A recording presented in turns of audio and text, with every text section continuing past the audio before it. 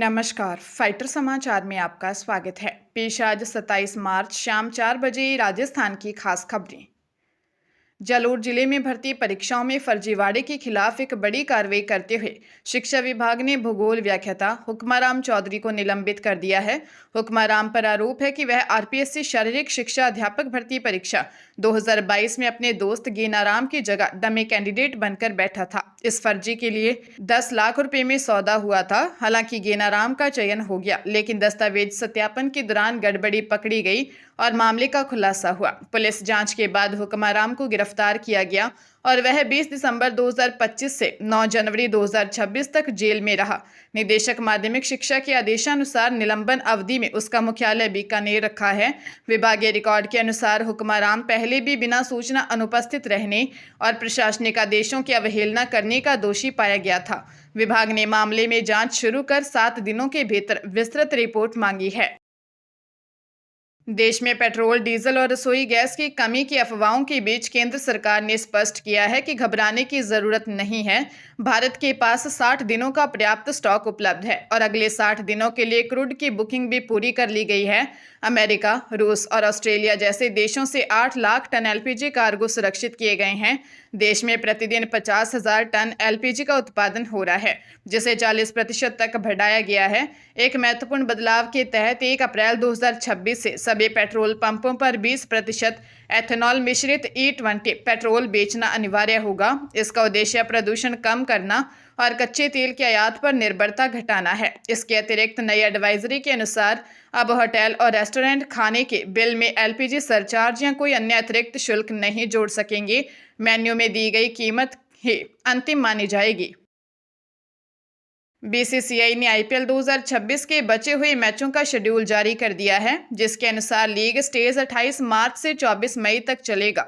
इस बार टूर्नामेंट के फॉर्मेट में बदलाव किया गया है, जहां टीमें अपने ग्रुप की टीमों से एक बार और दूसरे ग्रुप की टीमों से दो बार भिड़ेंगी। इसके चलते चेन्नई और मुंबई के बीच 2 हाई वोल्टेज मुकाबले 23 अप्रैल और 2 मई को होंगे। कुल 13 स्टेडियम में 14 लीग मैच खेले जाएंगे और फाइनल 31 मई को होने की उम्मीद है। दूसरी ओर राजस्थान क्रिकेट संघ के साथ बीसीसीआई के कथित सौतेले व्यवहार को लेकर चर्चाएं तेज हैं। जयपुर को न केवल आईपीएल मैचों की संख्या में कटौती का सामना करना पड़ा, बल्कि आगामी घरेलू अंतर्राष्ट्रीय मैचों के शेड्यूल में भी एक भी मैच की मेजबानी नहीं मिली है।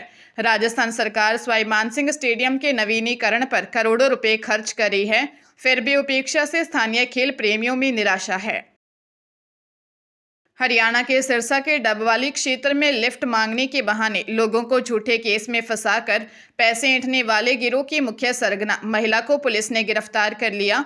आरोपी महिला अपने साथियों के साथ मिलकर वाहन चालकों को छेड़छाड़ के मामले में फंसाने की धमकी देकर अवैध वसूली करती थी। पुलिस इस गिरोह के 4 अन्य सदस्यों को पहले ही पकड़ चुकी है, जबकि महिला पिछले 1 साल से वांछित चल रही थी। मामला तब सामने आया जब गांव मसीता निवासी व्यक्ति ने शिकायत दी कि लिफ्ट देने के बाद गिरोह ने उसे घेर लिया और छेड़खानी कर डर दिखाकर हजारों रुपए वसूल लिए। जांच के दौरान पुलिस ने जाल बिछाकर आरोपियों को ब्लैकमेलिंग की राशि लेते हुए काबू किया। पकड़ी गई महिला पंजाब के बठिंडा की रहने वाली है। पुलिस ने विभिन्न धाराओं के तहत मामला दर्ज कर आगे की कार्रवाई शुरू कर दी है। जयपुर में 83 वर्षीय वृद्धा के साथ डिजिटल अरेस्ट के जरिए 80 लाख रुपए की साइबर ठगी के मामले में राजस्थान हाईकोर्ट को झकझोर दिया है। व्हीलचेयर पर अदालत पहुंची पीड़िता ने व्यथा सुनाई कि पुलिस जांच से न्याय न मिलने की हताशा में उसे महज 10 लाख रुपए में समझौता करने के लिए मजबूर होना पड़ रहा है। न्यायाधीश समीर जैन ने इस स्थिति पर गहरा सदमा व्यक्त करते हुए राज्य के डीजीपी और एसपी साइबर क्राइम को वीसी के जरिए तथा जांच अधिकारी को व्यक्तिगत रूप से तलब किया है। अदालत ने आरोपी नवीन टेमानी की जमानत याचिका पर सुनवाई करते हुए कहा कि यह सफेदपोश आर्थिक अपराध का गंभीर मामला है।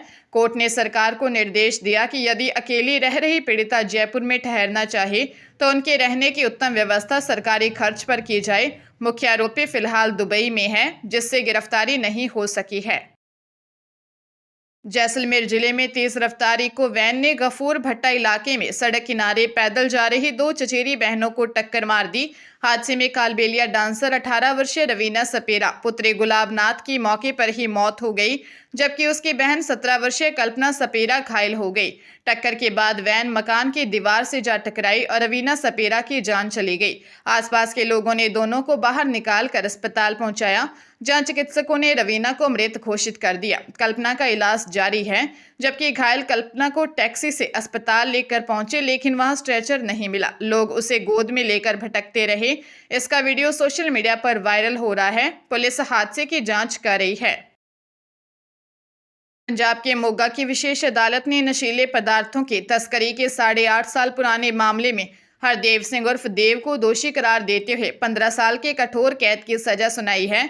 एडिशनल सेशन जज रविंद्र कौर संधू की अदालत ने दोषी पर 2 लाख रुपए का जुर्माना भी लगाया है। मामला 3 जून 2017 का है, जब थाना सिटी साउथ पुलिस की टीम गश्त पर थी। स्थानीय बंद फाटकों के पास पुलिस ने शक के आधार पर एक कार को रोका था। तलाशी के दौरान डैशबोर्ड से 750 ग्राम नशीला पाउडर बरामद हुआ। आरोपी ने मौके से भागने की कोशिश की थी, लेकिन पुलिस ने उसे काबू कर लिया।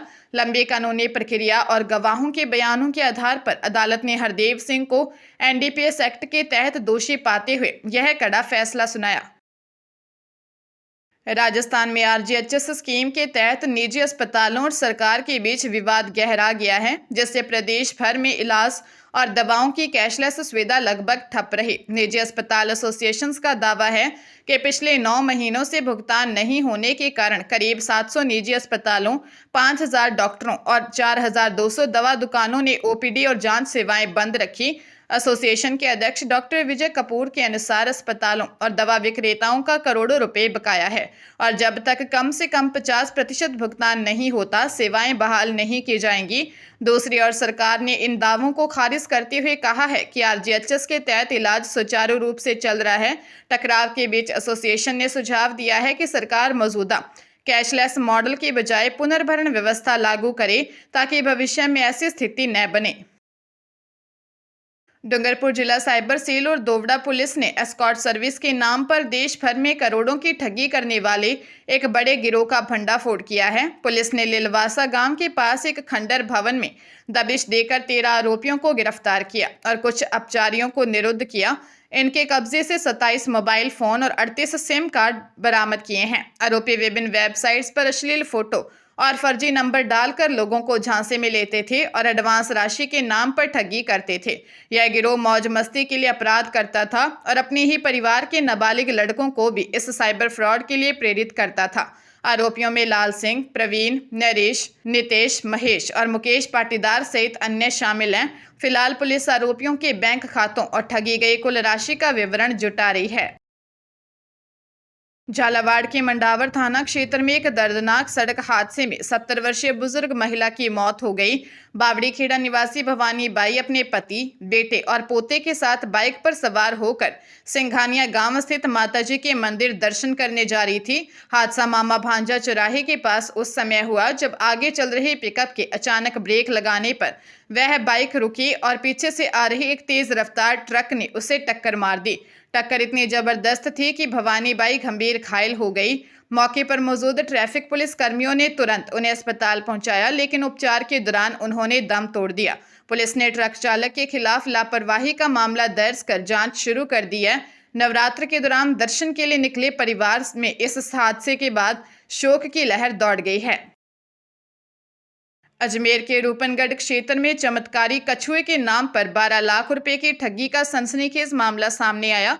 ठगों ने 1 करोड़ रुपए की कीमत वाले कछुए को महज 20 लाख रुपए में दिलाने का झांसा देकर बयावर निवासी रशीद मेहरात को अपना शिकार बनाया। आरोपियों ने पीड़ित को लालच दिया कि इस दुर्लभ कछुए को आगे बेचकर वह भारी मुनाफा कमा सकता है। झांसे में आकर पीड़ित ने परिचितों से उधार लेकर 12 लाख रुपए आरोपियों को दिए। रुपए लेने के बाद ठगों ने बिना गिने ही राशि रख ली और रसीद को एक पैकेट थमाकर फरार हो गए। जब पीड़ित ने पैकेट खोलकर देखा तो उसमें चमत्कारी कछुए के बजाय रद्दी और बेकार सामान निकला।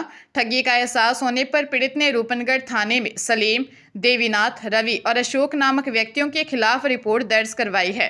पुलिस ने मोबाइल नंबरों के आधार पर आरोपियों की तलाश शुरू कर दी है।